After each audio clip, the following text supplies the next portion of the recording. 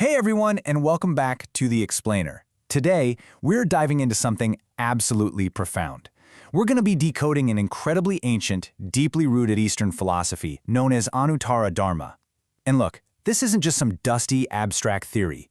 The sources we're looking at present this as a literal, transformative path, one that promises everything from personal enlightenment to actual world peace. So we're going to unpack the core of human suffering, and more importantly, its ultimate solution. Okay, let's dive into this. Here is our roadmap for today's journey. First, understanding Anuttara Dharma. Second, overcoming 4 rare obstacles. Third, breaking the cycle of samsara. Fourth, rewriting your own destiny. And finally, the 6 ultimate goals. So starting off with Section 1, Understanding Anuttara Dharma. To really wrap our heads around this philosophy, we have to look at how Eastern traditions actually frame it. They posit this not just as a religious concept, but as the fundamental, inescapable rule of life for literally all of existence. Anuttara Dharma is defined as the unnameable, formless source of all creation and the ultimate guiding principle for human life. And while it is completely formless, it dictates absolutely everything. Up in the sky, it's cosmic law. Down on Earth, it's geographic law. And inside us humans, it's our original, completely pure conscience. Now, to give this some serious historical weight, the sources point us to ancient texts from across different cultures. Take this really famous quote from the ancient philosopher Lao Tzu. "The nameless is the beginning of heaven and earth." This just perfectly highlights that this nameless source, this Dharma, is the literal origin point of the universe, way before words or concepts even existed. And this brilliantly illustrates how the concept crosses global spiritual boundaries. The source texts even draw from the book of Matthew, which says, "Because narrow is the gate and difficult is the way which leads to life, and there are few who find it." It's basically saying that most people, who are just driven by their physical senses and everyday desires, end up walking that wide, easy path that leads away from this ultimate truth. Moving right along to Section 2, overcoming 4 rare obstacles. We're zooming in on the human experience now. If finding this truth is like squeezing through that narrow gate, what are the specific hurdles the texts say we actually have to cross? Well, according to the source material, a person has to align 4 incredibly rare conditions to even get a shot at enlightenment. First, it's hard just to be born in a human body, which is the only vessel capable of practicing this philosophy. Second, it's hard to be born in the Central Land, a place where the Dharma is even accessible. Third, it's hard to be born in the Third Era, which the texts identify as our current, crucial time of mass salvation. And fourth, even if you nail those 3, it's insanely hard to actually meet a true master of the Dharma. You literally have to hit all 4 just to step through the door. But, and there is a huge but here, the texts offer a pretty stark warning. Let's say you miraculously clear all 4 of those obstacles. The sources use this super vivid, unforgettable metaphor.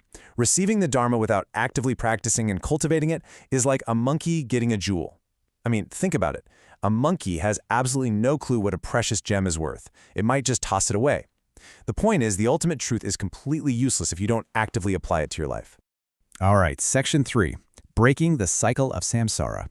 Now, what's really interesting about this concept is how it practically applies to the core problem of human suffering. And that endless loop of birth, death, and rebirth. To tackle this, the texts lay out a really fascinating psychological framework. They contrast 2 competing forces inside us, the master and the servant. The master is our pure original nature. It's bright and given by heaven. But the servant represents our 6 physical senses and our desires. And through sheer ignorance, a massive reversal happens. Our greedy, easily distracted senses basically hijack the throne, so the servant becomes the boss, locking away our pure master. And that right there is exactly what traps us in suffering. So how do we break out of this cycle? Well, the texts outline a very specific, sequential path. Step 1, receive the Dharma, which awakens that original master. Step 2, study the Dharma, so you can actually understand the truth of your existence. Step 3, cultivate the self. This means rigorously cleaning up your daily habits and stripping away all those blind desires. And step 4, practice and spread it to others. This sequence is exactly how you put the master back on the throne and finally break those chains of samsara. Which brings us to Section 4, rewriting your own destiny. This shifts our focus to the most immediate, personal, and frankly, empowering benefit discussed in the source material, the ability to literally change your predetermined fate. The texts break our existence down into 3 distinct categories. First, you have the root life, which is our pure origin from heaven. Second is the destined life. That's our current fate, and it's shaped entirely by our past karma and ingrained habits. And finally, the ignorant life, which is a life lived in blind desire that absolutely guarantees future suffering. The whole goal here is to eliminate the ignorant life, elevate the destined life, and ultimately return to that pure root life. To explain the destined life part, the sources use this really inescapable agricultural metaphor to describe karma. It goes, planting beans to get beans, planting melons to get melons. It's incredibly straightforward. Your destiny isn't some random punishment handed down from the sky. It's the exact, literal harvest of what you have been planting through your own thoughts and actions over time. But the amazing news? It can be rewritten. The texts share this incredibly inspiring anecdote about a Taoist monk named Q Chung Chun. Basically, a famous fortune teller predicted that Q was definitively going to starve to death based on his physical features. But Q? He didn't just accept that. He relentlessly cultivated his mind and his virtues. And eventually, a divine being told him, appearance is born from the mind. If the mind changes, destiny changes. Because he transformed his inner thoughts, his external destiny shifted from certain starvation to becoming a highly revered, enlightened master. No way around it, that is a real game changer.